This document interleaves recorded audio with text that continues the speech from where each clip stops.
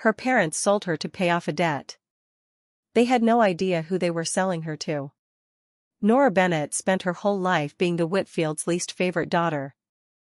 When their gambling debts finally caught up with them, they didn't sell the house. They sold her, for $200,000, to a man half the state was afraid to say out loud.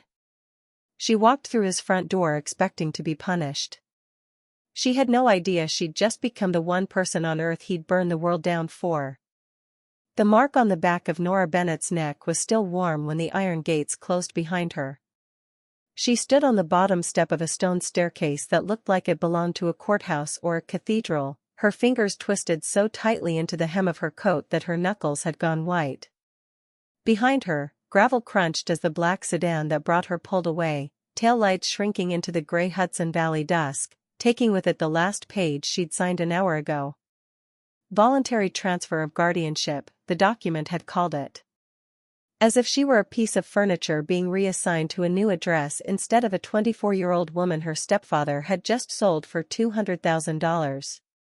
She could still feel Diane's fingers digging into her collarbone in the parking lot outside the lawyer's office, the whispered warning to smile and not embarrass them, one last performance before they cashed out. Nora hadn't smiled. She hadn't cried either. She'd just gotten in the car.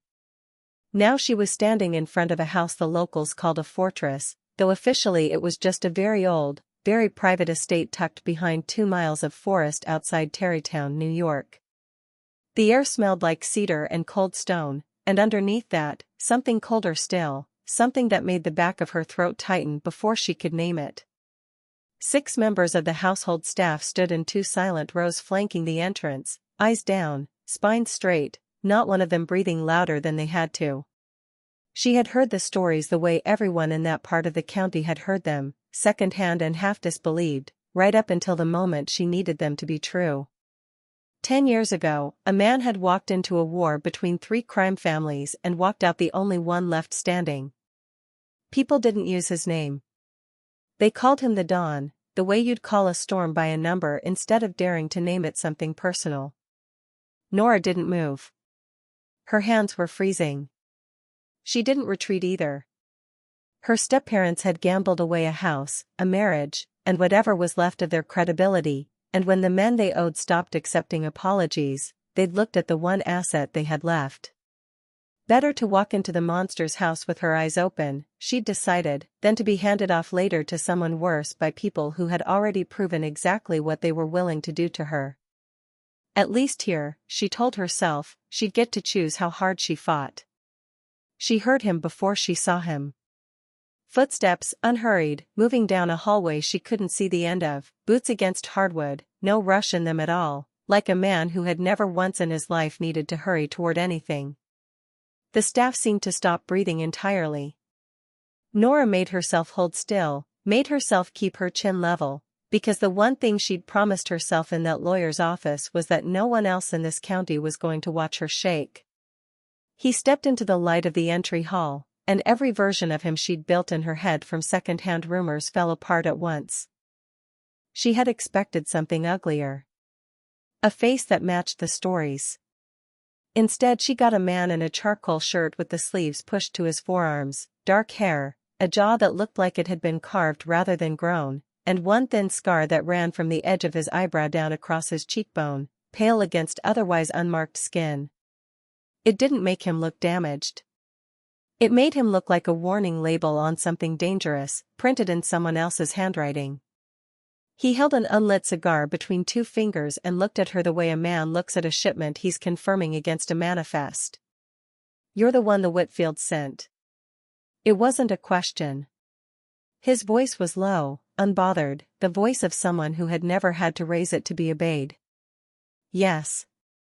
Nora kept her hands still at her sides, even though every nerve in her body was screaming at her to take a step back. "They sold me to cover what they owed." "I figured you already knew that part." Behind her, she heard fabric shift, someone's sharp intake of breath. Nobody talked to Damon Marchetti like that. Nobody talked to him like the transaction was something ugly instead of something they should thank him for. He didn't move for a long second. Then, low and almost private, he laughed. It wasn't the reaction she'd braced for. She'd been ready for anger, for some version of cruelty dressed up as ownership. What she got instead was a man who crossed the last few feet of marble between them, reached out, and brushed 2 fingers, feather light, over the raw mark on the side of her neck where her stepmother's grip had left a bruise blooming red under her collar. His expression didn't soften. If anything, it went colder, the temperature of the whole hallway dropping a few degrees with it. Pathetic, he said quietly.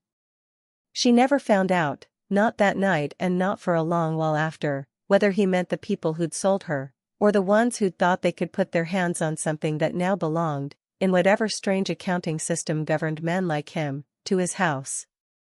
He turned to Mrs. Doyle, the small, precise woman standing at the head of the staff line, and his voice shifted into something clipped and businesslike, the moment already closed.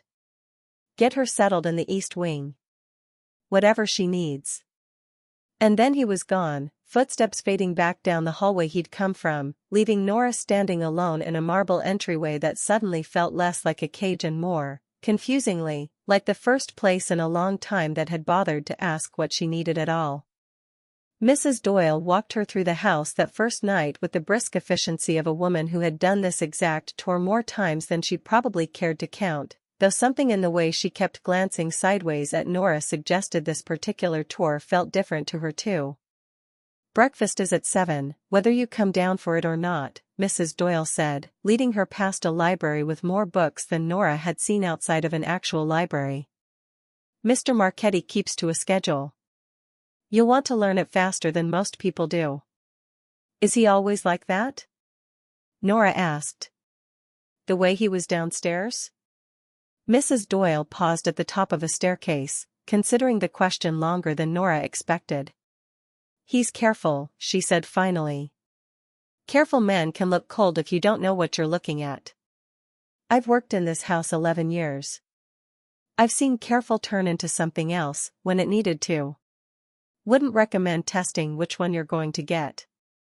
The room they gave her had a 4-poster bed, a fireplace already lit, and a window that looked out over dark woods she couldn't yet name. She sat on the edge of the mattress for a long time after Mrs. Doyle left, listening to a house that was too big and too quiet, waiting to feel the fear she was fairly sure she was supposed to be feeling. What she felt instead, strange and unwelcome, was the first full breath she'd taken in longer than she could remember, in a bedroom with a door that, for the first time in years, actually locked from the inside. She came down at 7 the next morning, more out of habit than obedience, and found Damon already at the long dining table with a newspaper and a cup of black coffee, dressed like a man who'd been awake for hours. He didn't look up right away. You didn't have to come down, he said. Mrs. Doyle would have brought a tray up. I didn't want to spend my first morning here hiding in a bedroom. She sat, carefully, 2 chairs down from him, and a member of the kitchen staff appeared almost instantly with a plate she hadn't asked for. Is that what you expected? That I'd hide? I expected you might. He finally looked up, studying her with the same unhurried attention he seemed to give everything. Most people who come through that door for the first time do. I'm not most people. No, he agreed, something almost like the beginning of a smile tugging at one side of his mouth before he buried it back in the newspaper. I noticed that on the staircase.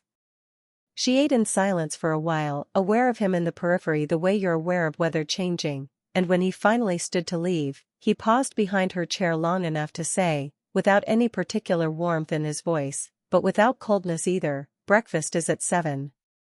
You don't have to come down. But you're welcome to, if you'd rather not eat alone. It was such a small thing. She thought about it for the rest of the day anyway. By morning, the story had already outrun her. Nora heard it in pieces over the next few days, the way you hear weather reports about a storm that's already passed through somewhere else. A small-time crew 2 towns over, the kind of outfit that liked to test new boundaries whenever a territory changed hands, had apparently heard a rumor that the Marchetti estate had a new, unprotected face inside its walls and decided that was worth investigating. Within 36 hours, that crew didn't exist in any organized form anymore. Nobody told Nora the details, and she didn't ask for them. She noticed, though, the particular quiet that settled over the kitchen staff whenever the subject came up, a silence that had less to do with fear of her and everything to do with fear of what her presence in that house apparently now guaranteed. Two of the household's senior staff, a longtime groundskeeper and one of the housekeepers, had taken a quiet payment from Richard Whitfield weeks earlier, a bribe meant to guarantee that his stepdaughter would be, in his charming phrase, put in her place once she arrived. Mrs. Doyle told her about it herself, 3 days in, while folding fresh linens with hands that never once slowed down. "They're gone," Mrs. Doyle said simply, when Nora asked what had happened to them. "Mr. Marchetti doesn't tolerate people who take money to hurt someone under his roof. Doesn't matter who's doing the asking." Nora set down the stack of towels she'd been helping with, because her hands needed something to do besides shake. "He didn't have to do that. I'm not exactly, family." Mrs. Doyle looked at her for a long moment, an assessment Nora couldn't quite read. "No," she agreed. "You're not. That's what makes it interesting." Not everyone in the house shared Mrs. Doyle's easy read of the situation. Vincent Caruso, Damon's longtime accountant and one of the few men in the organization who'd earned the right to speak his mind without an appointment, made his opinion clear inside the first 2 weeks. In the clipped, careful way men like him voiced disagreement with something they weren't foolish enough to voice too loudly. "You understand what people are going to say," he told Damon one afternoon, apparently under the impression Nora was still upstairs and out of earshot instead of standing just outside the study door with the stack of mail Mrs. Doyle had asked her to deliver. "A debt payment moving into the East Wing like she's something more than that. It sends a message, and not necessarily the one you want sent."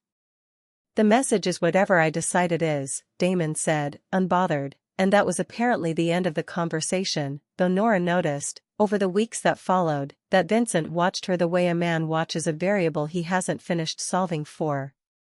She learned quickly that being under Damon's protection didn't mean being kept out of his world. It meant the opposite. 3 weeks after she arrived, Damon told her, without asking, that she'd be joining him at a meeting that evening, the kind of meeting that happened in the private backroom of a restaurant with no name on the door and a man at the entrance whose job was to make sure nobody who wasn't invited ever found out the room existed. She'd expected to be told to wait somewhere out of sight. Instead, she was handed a black dress that fit like it had been made for her, because it had been, and told, in that same unhurried voice, to sit beside him and say nothing unless he asked her a direct question. "What if I say something wrong?" she asked in the car, smoothing the unfamiliar fabric over her knees. "You won't. You don't know that." He glanced at her then, something almost amused flickering across his face. "I know exactly what kind of person didn't flinch when I put my hand near her throat the first night we met.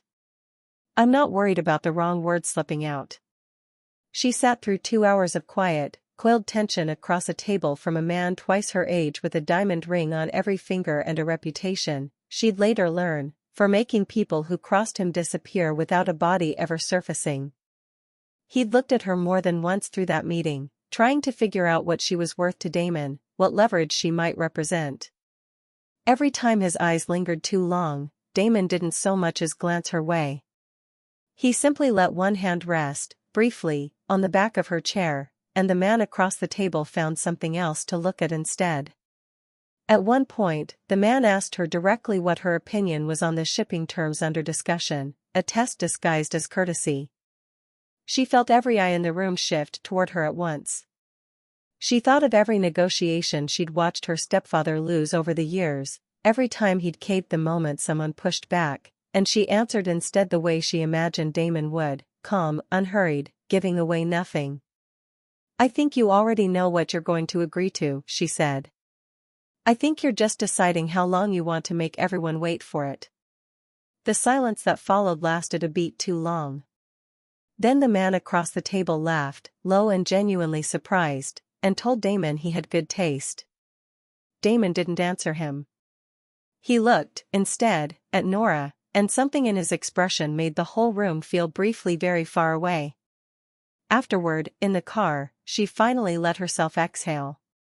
"You didn't say a word to me all night," she said. "Not one." "I didn't need to."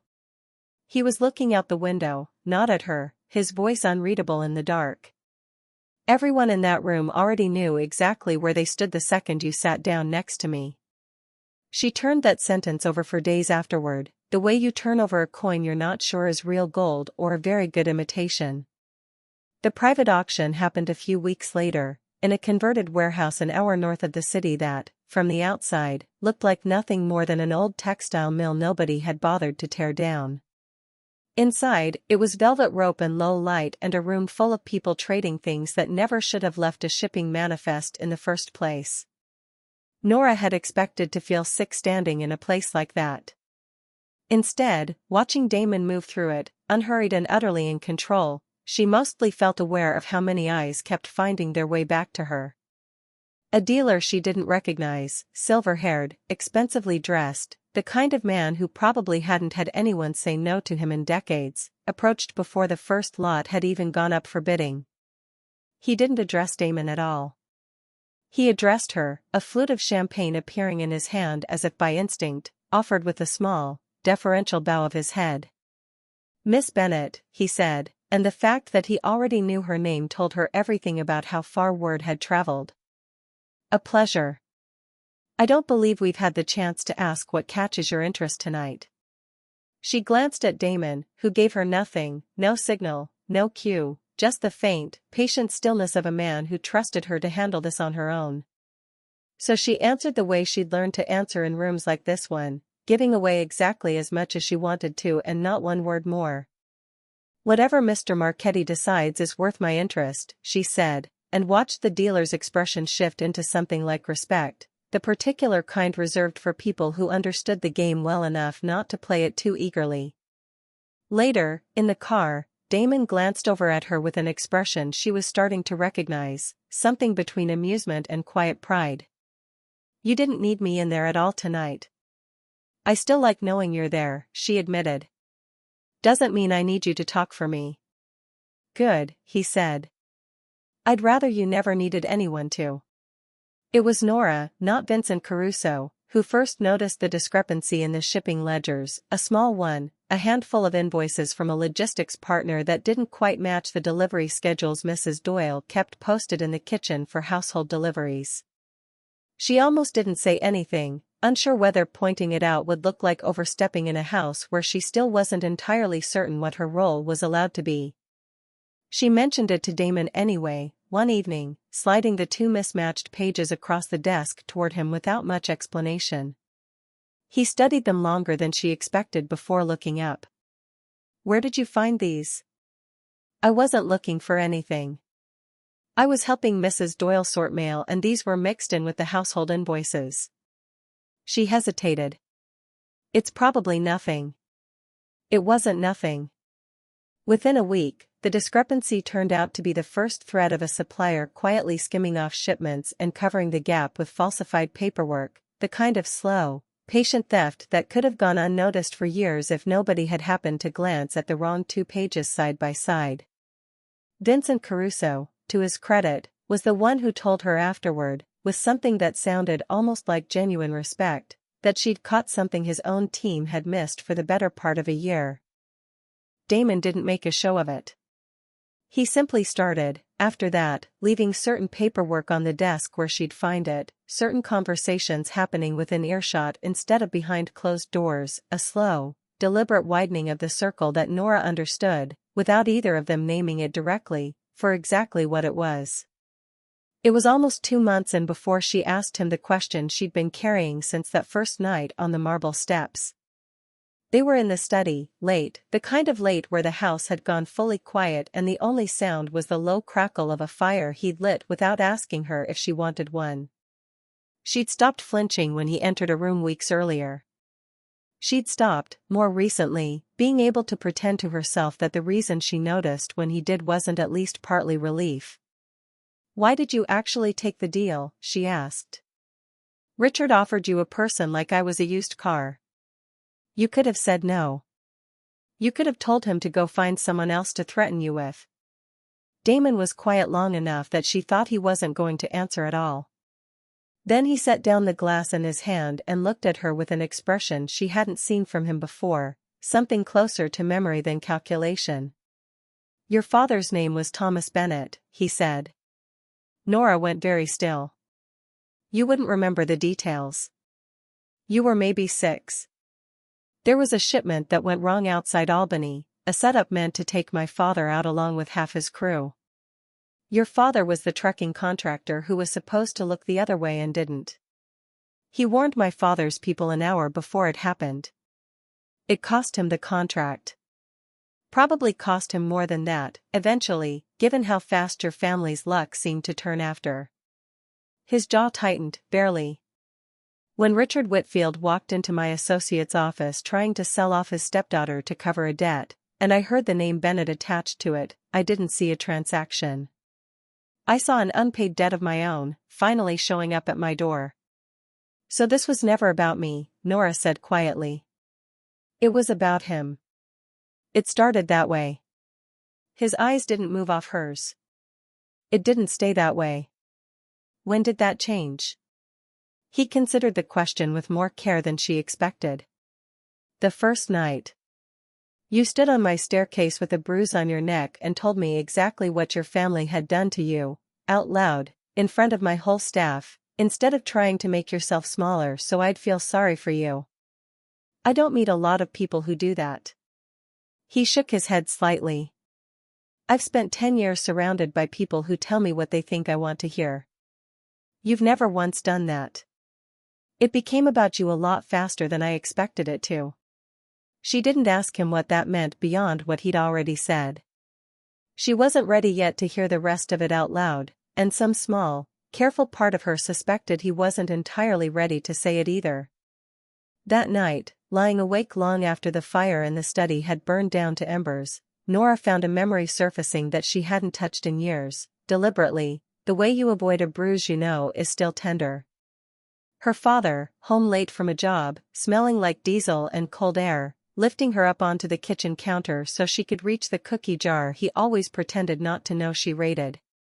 She remembered his hands, rough and enormous around her small ones, and a laugh that used to fill up the whole house before it went quiet for good, before Diane moved in with her careful smiles and her own daughter's photographs on every wall where Nora's father's had been.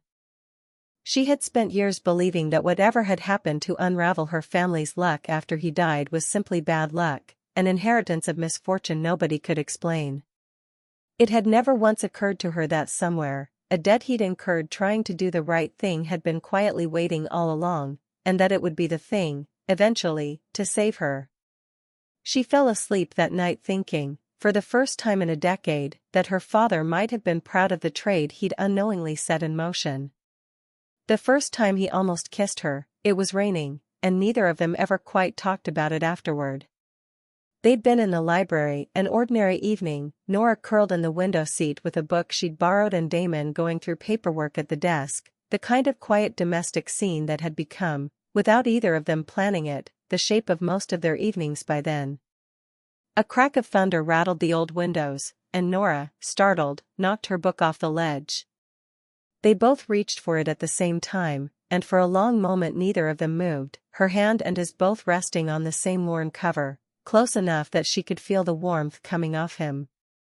He looked up at her, and whatever careful control he usually kept in place slipped, just slightly, just long enough for her to see the want underneath it, plain and unguarded in a way his face never was in front of anyone else. Nora. Her name, in his voice, sounded like it cost him something to say. She didn't move away. Neither did he.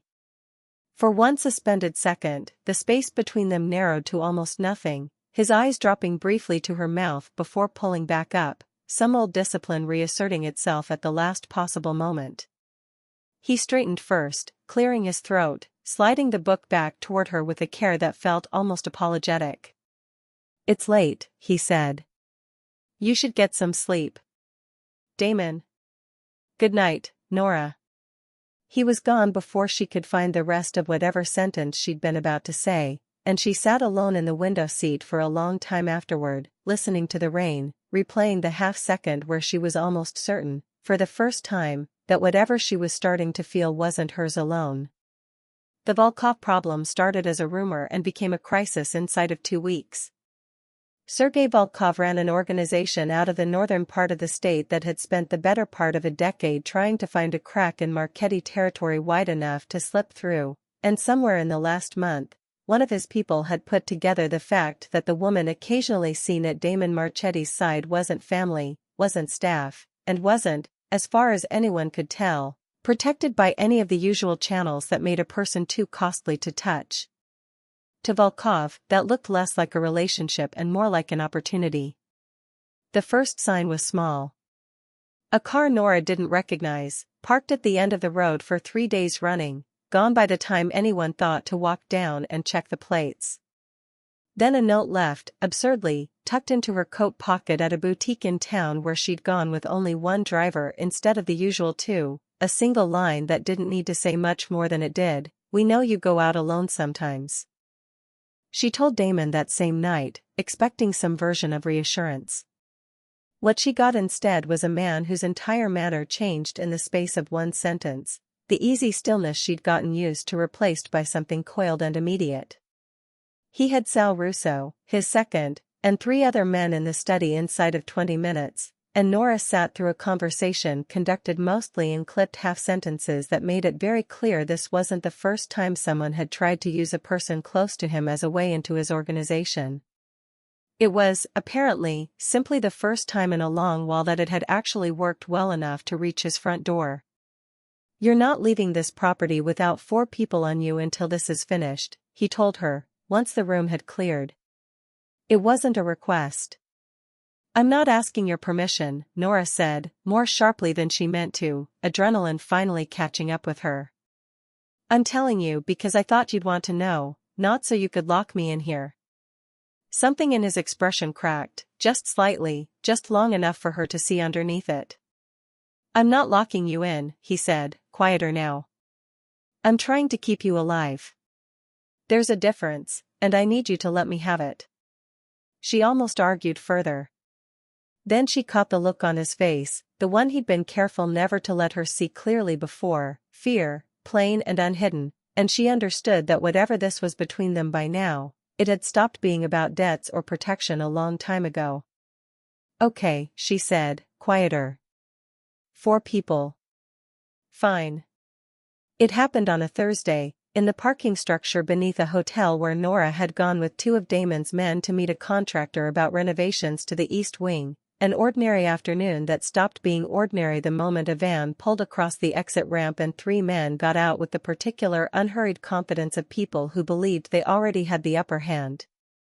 She didn't fully understand, later, how fast it happened. One of Damon's men went down hard against a concrete pillar before she'd even processed that something was wrong. A hand closed around her arm, and for one long, breathless second, the whole shape of her life seemed to tilt sideways, every quiet week at that estate suddenly revealed as the fragile exception it had always been. Then Damon was there. She never learned exactly how he'd known, whether it was a call, a tracker, some instinct he'd built over 10 years of exactly this kind of war. What she remembered afterward, in fragments too sharp to fully look at, was the sound of his voice, low and utterly without mercy, and the particular stillness that came over the parking structure once the 3 men realized precisely whose territory, and whose person, they had just put their hands on. It was over in under 2 minutes. Nobody explained to her what over meant, exactly, and she found, in the aftermath, that she didn't have it in her to ask. What she remembered most clearly wasn't the fear. It was Damon's hands, not gentle exactly, but careful, checking her arms, her shoulders, the side of her face, as if he needed physical proof that she was still whole before he could let himself believe it. His breathing wasn't steady.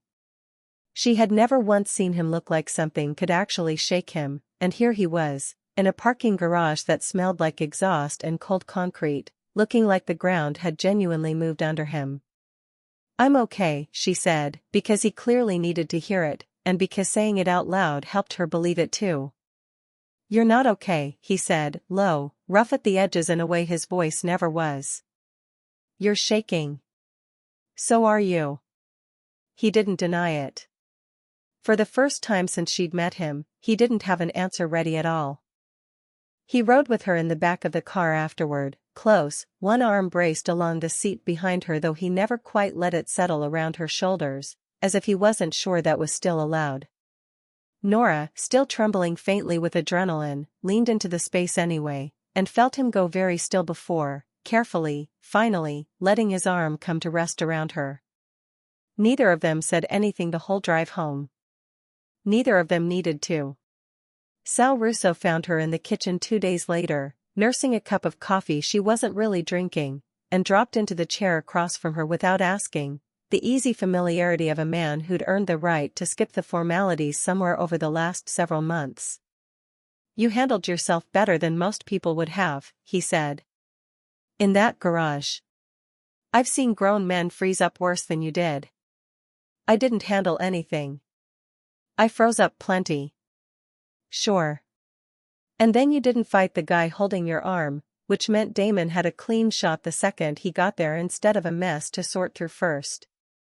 Sal shrugged, like this was obvious. "That's handling it.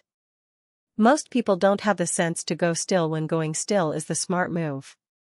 Nora turned her cup slowly on the table, not quite meeting his eyes. "Does he always get like that?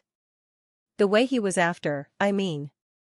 Sal considered the question with more seriousness than she expected from him. "I've known Damon Marchetti 12 years. I've seen him lose men he'd known since he was a kid and barely blink. I've never seen him look the way he looked in that parking garage." He stood, patting her once on the shoulder on his way past, an oddly paternal gesture from a man who otherwise looked like he could dismantle a car with his bare hands.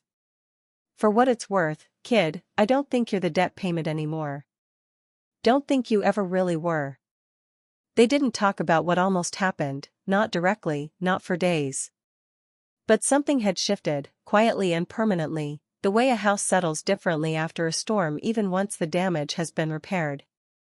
She found him one evening on the back terrace, the kind of clear autumn night where the whole Hudson Valley seemed to be laid out below the property in scattered points of light. He wasn't looking at the view. He was turning a glass of scotch he hadn't touched in slow circles, the way people do when their hands need an excuse to stay busy. "I keep thinking about what would have happened if I'd been 30 seconds slower," he said, without turning around. Nora came to stand beside him at the railing, close enough that their shoulders nearly touched. "You weren't. That's not the point." His jaw worked. "For 10 years I've built this whole life around the idea that nothing gets close enough to me to be used against me. It's safer that way. Cleaner." He finally looked at her, and there was something almost bare in his expression, stripped of the control she'd come to expect from him. "You got close anyway. I let you." "Is that a complaint?" "It's a confession," he said. "I don't know what to do with the fact that when that van pulled across the ramp, the only thing I could think about was getting to you. Not the organization. Not what it would cost me to handle Volkov. You."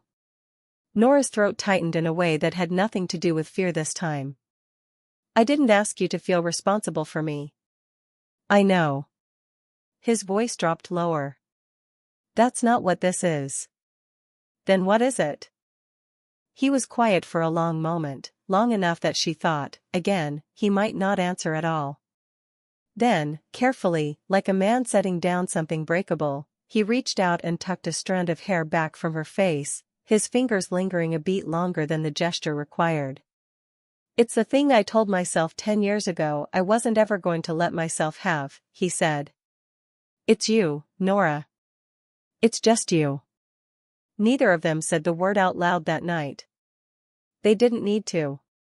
It sat between them on that terrace, quiet and enormous, the kind of truth that doesn't require an announcement once two people have both already recognized it in each other.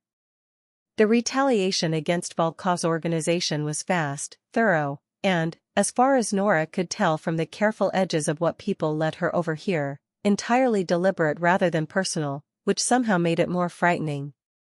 Within 10 days, 3 of the properties Volkov used for meetings had quietly changed hands. A supply route he depended on dried up overnight.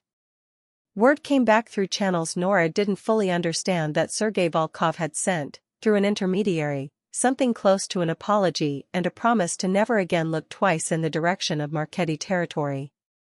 Even Vincent Caruso, who had spent months watching Nora with the wary patience of a man waiting to be proven right, seemed to reassess something in the weeks that followed. She caught him once in the hallway outside the study, and instead of the usual clipped nod, he stopped. "For what it's worth," he said, "I was wrong about you. Wrong about what your being here would cost this family." "I don't say that often." He didn't elaborate further, and didn't need to. Nora understood, from a man like him, that it was close to an apology as she was ever going to get, and she found she didn't need anything more than that. Damon told her about the end of the Volkov situation plainly, without embellishment, the way he told her most things by then. "It's finished," he said. "You don't have to keep 4 people on you anymore. You're safe." "For now," she said. "For as long as I'm breathing," he corrected, and something about the flatness of the way he said it, no drama in his voice at all, made it land harder than if he'd shouted it. It was around then that Richard and Diane Whitfield resurfaced. They hadn't come out of concern. Nora understood that within the first 30 seconds of the call Mrs. Doyle brought to her, informing her that a Mr. and Mrs. Whitfield were at the front gate, asking to see their daughter. She watched from the second-floor window as the 2 people who had raised her, in whatever loose definition of the word applied, stood at the base of the same stone staircase where she'd first arrived 7 months earlier, dressed in clothes that were nicer than anything they'd owned when they sold her, which told her almost everything she needed to know about why they'd finally decided a reunion was worth the drive. They'd heard, of course. Everyone in that part of the county had heard by now what Nora Bennett had quietly become inside those gates, not a hostage, not a mistake, but someone whose name, spoken carelessly in the wrong room, could apparently end a man's business overnight. $200,000 must have started to look, in hindsight, like the worst deal Richard Whitfield had ever made in a lifetime of bad ones. Damon found her at the window before she'd decided what to do. He didn't ask if she wanted to see them. He simply stood beside her, watching the same scene below, waiting for her to tell him what she needed. "They're not here for me," she said quietly. "They're here for what I'm apparently worth now." "I know." His voice was even. "Say the word and they never make it past the gate again." She was quiet for a long moment, feeling the old fear try to climb back up her spine and finding, to her own surprise, that it had lost most of its grip. "No," she said finally. "I want to go down. I want to look at them while I decide this myself." "Then I'll be right beside you," he said. "You don't have to do it alone." Richard's smile faltered the instant Nora stepped out onto the top of the staircase, and she understood immediately that whatever version of her he'd been picturing on the drive over, small and grateful and easily managed, wasn't the woman actually standing in front of him now. "Sweetheart," Diane started, reaching a hand toward her, the same performance of warmth she'd deployed 100 times over the years whenever there was something to be gained from it. "We've missed you so much. We just wanted to see how you're doing, make sure they're treating you." "You sold me for $200,000, Nora said. Her voice didn't shake. She'd practiced, in her head, more times than she could count, and none of those imagined versions had come out this steady. "I don't need you to check on my welfare. I need you to say what you actually came here to say." The silence that followed told her she'd guessed correctly. Richard's jaw tightened, the mask slipping just enough to show the calculation underneath. "We're your family, Nora. Family helps family. We're not asking for much, just a little something to get back on our feet, and you're clearly doing more than fine here." "How much?" Nora said flatly. "Just say the number, Richard. You didn't drive 2 hours to reminisce." He hesitated, glancing once at Damon before answering, as if hoping the presence of a witness might soften whatever came next. 50,000 would help us get current." Maybe get a fresh start somewhere. Enough. Damon hadn't raised his voice. He didn't need to. He came down 2 of the steps to stand at Nora's shoulder, and whatever bravado Richard Whitfield had carried up that driveway visibly drained out of him at the sight of the 2 of them standing there together. "You sold this woman to cover a gambling debt," Damon said, "and now you've driven up here to sell her a second time, this time to me, for the privilege of not embarrassing yourself further.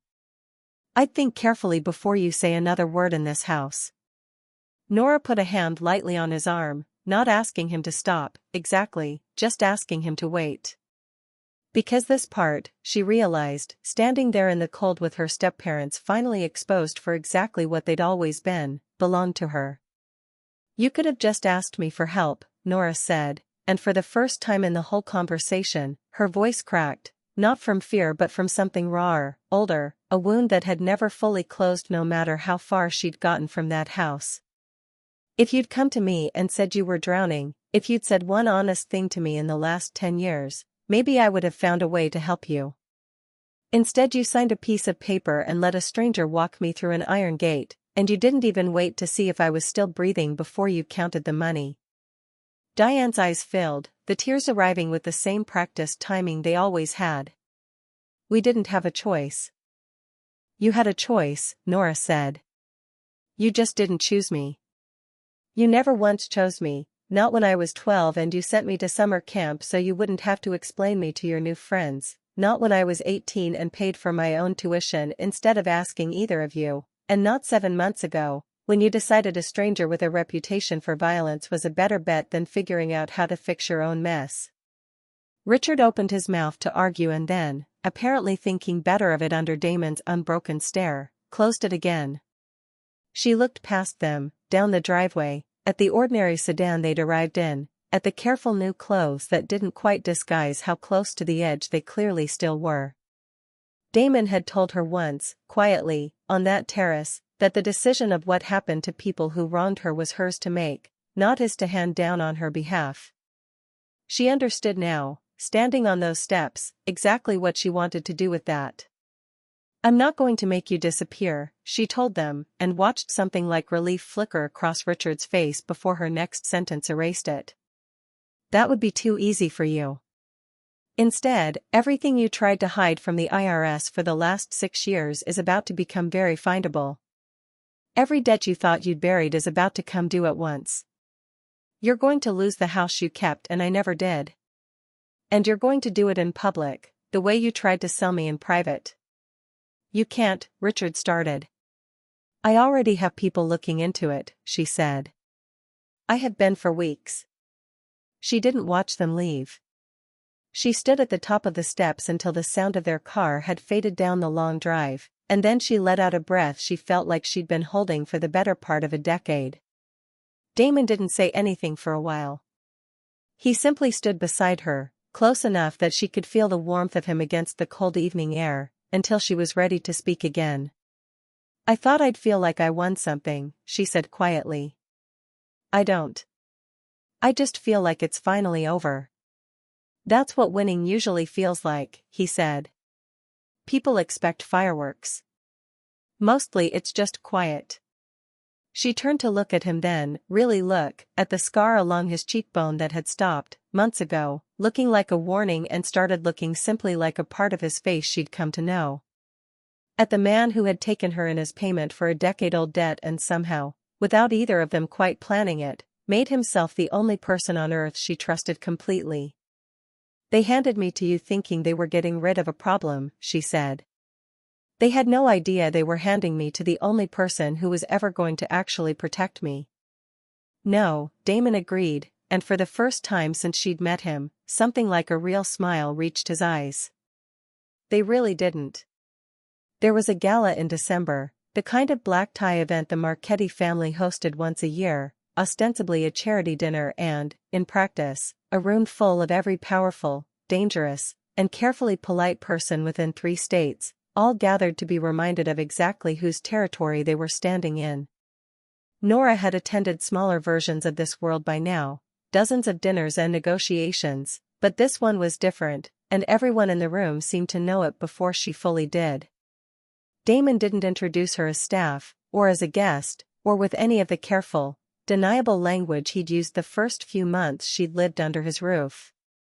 He simply kept her at his side all evening, one hand resting at the small of her back as he moved through the room, and let the silence around the two of them say what neither of them had said outright yet, not even to each other. Not everyone in the room was willing to let the silence stand. Halfway through the evening, a woman Nora recognized from an earlier dinner, the wife of one of Damon's oldest associates, cornered her near the bar with a smile that didn't reach her eyes. "You've done well for yourself," the woman said, swirling her drink.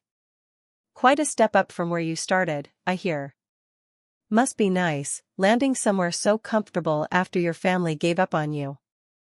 Nora had spent months learning exactly what this world expected of her in moments like this, and none of it involved flinching.